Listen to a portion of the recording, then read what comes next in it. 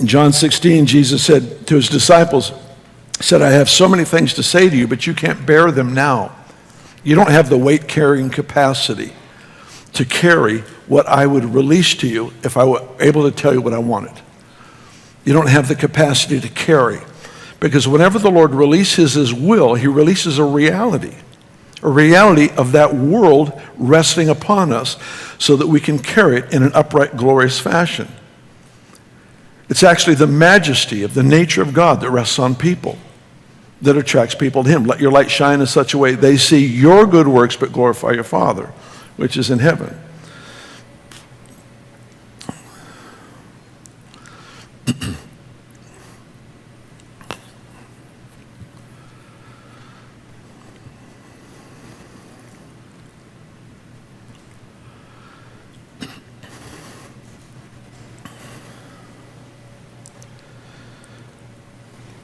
So the Lord is testing us to see what measure of heaven, what measure of presence we can carry in a way that won't crush us. It's probably a better way to say that, but I'm kind of stuck with that for now. The most difficult tests that you and I face ever are the tests we don't know we're in. I hear people say all the time, oh, I'm being tested of the Lord. I'm thinking, well, then that's the easy one. Because they're all open book tests.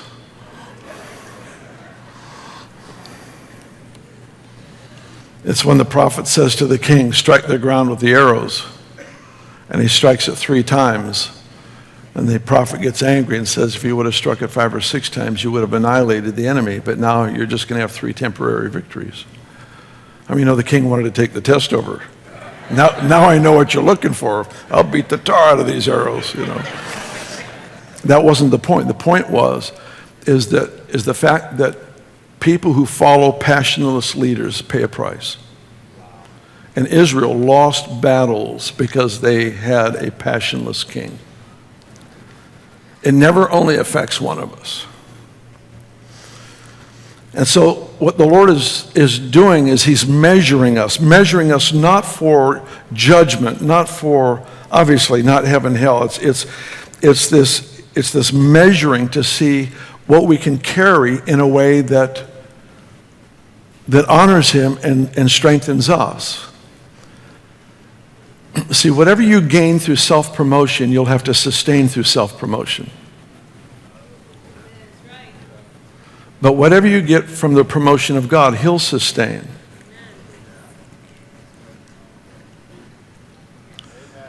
And so he looks to see, the moment I get into self-promotion, what I've done is I've not nullified my place in the Lord or place in service. All I've done is chosen where I'm going to level off in maturity and influence. Because he gives me any more, it'll destroy me. And so the Lord is looking to see what the people of God can carry right now, because more and more, because of the hopeless condition of world circumstances around us, he's positioning his people to bring kingdom influence for transformation. And there's never been a better time, because I don't know of any time, certainly not in my lifetime, when there's been greater hopelessness. I mean, we have people on our team that are ministering to pretty major political leaders around the world, and they have 2 things in common. Number 1, they're all hopeless, and number 2, they want to know what God is saying. Chris Valentin, my senior associate, he tells this funny story. He basically puts it this way. He says, I've never met an atheist that didn't want to hear what God was saying. That's funny. That's funny. So they have these 2 things in common. One is they don't have answers for what the world is facing. But how many understand God really does have answers? I mean, he has very, very practical, measurable, tangible answers, solutions for every dilemma that can be faced by humanity. And he's got this vast realm called the mystery of God. And then according to Scripture, it says it's his good pleasure to give us the mysteries. But then Proverbs says it's the glory of kings to conceal a matter. Excuse me, it's the glory of God to conceal a matter, the glory of kings to search out a matter. The glory of God to hide things. He doesn't hide them from us, he hides them for us.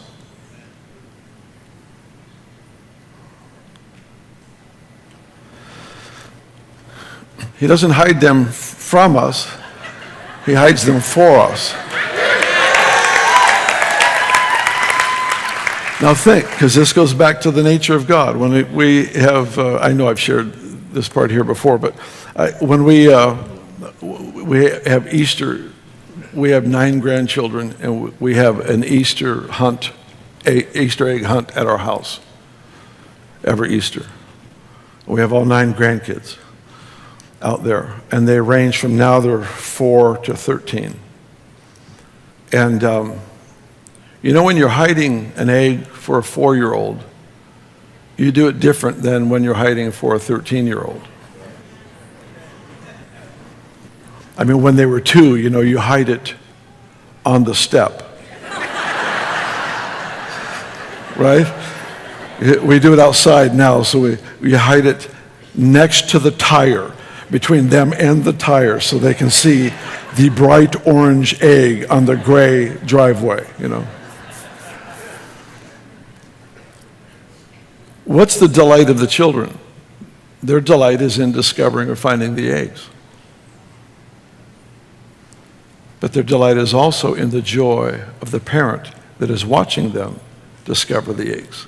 Because what do? They pick up the egg and they turn around and they give that big smile. I have one grandson. We also put these plastic eggs out there with cash in them. And he runs around picking up eggs, shaking it, see if there's money. If there's not, he throws it back down.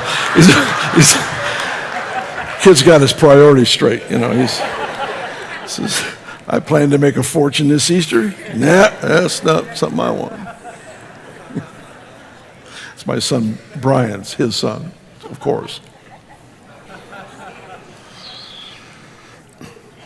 The glory of God to conceal a matter. For some reason, he receives more glory by hiding things for us. Why did Jesus teach in parables? They weren't illustrations as much as they were stories in which to hide truth from people who weren't ready to obey truth. If he just randomly throws out truth, then everyone who hears him increases in responsibility and accountability. But in his mercy, he hides truth in stories so that those who don't have a heart to obey won't understand the story in the first place.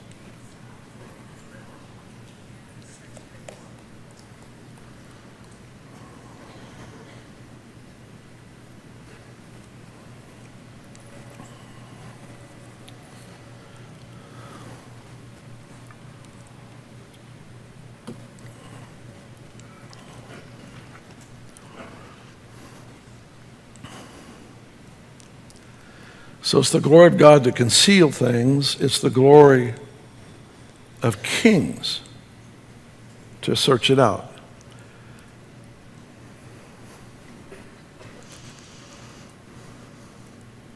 Here's a book that's written to all of us, and there's only 2 groups of people in this illustration. There's God and there's kings.